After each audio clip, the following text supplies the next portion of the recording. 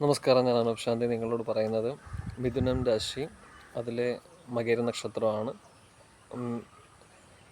അപ്പം മിഥുനം രാശി നിൽക്കുന്ന മകര നക്ഷത്രക്കാർക്ക് പൊതുവെ മകര നക്ഷത്രം എന്ന് പറയുന്നത് തന്നെ കാര്യനിർവഹണം, പിന്നെ സ്ഥിരമായിട്ടൊരു തൊഴിൽ പൊതുവെ കാണുന്നില്ല.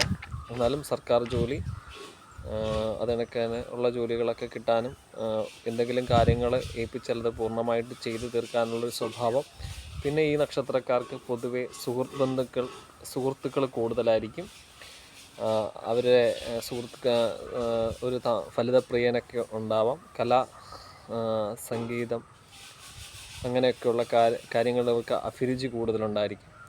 പക്ഷേ മാതാപിതാക്കൾ, ഈ കുട്ടികളുള്ള ഈ മകര നക്ഷത്രക്കാരുടെ മാതാപിതാക്കളൊന്ന് ശ്രദ്ധിക്കുക. കൂട്ടുകെട്ടുകൾ ഒന്ന് ശ്രദ്ധിക്കണം. ഇവർ കൂട്ടുകാരെ നല്ലോണം വിശ്വസിക്കുന്ന തരത്തിലുള്ളൊരു സ്വഭാവമുള്ള നക്ഷത്രക്കാരാണ്. അപ്പം ഈ നക്ഷത്രക്കാർക്ക് പൊതുവായ ഫലമെന്ന് പറയുന്നത് ഈ 2026 ജന്മവ്യാഴം മകര നക്ഷത്രത്തിൽ മിഥുനൻ രാശിയിൽ വ്യാഴം നിൽപ്പുണ്ട്.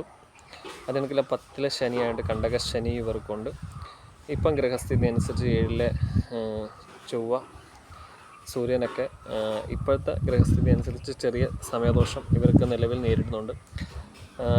ശാസ്താവിന് പ്രീതിക്കായിട്ട് വേണ്ടുന്ന വഴിപാടുകളും മഹാവിഷ്ണു ക്ഷേത്രത്തിലുള്ള വഴിപാടുകളും മഹാവിഷ്ണുവിൻ്റെ പ്രാർത്ഥനയും ഒക്കെ ചെയ്യുക. ചെറിയ ബുദ്ധിമുട്ടുകളും തടസ്സങ്ങളും ഒക്കെ ഇപ്പം നേരിടാം.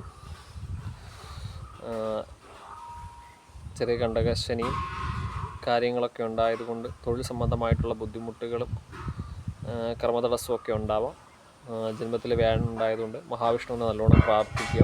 അടുത്തുള്ള ക്ഷേത്രത്തിൽ ദർശനം നടത്തുക. പിന്നെ എല്ലാവരും ചാനൽ സബ്സ്ക്രൈബ് ചെയ്യണം. സംശയങ്ങളുണ്ട് ചോദിക്കുക.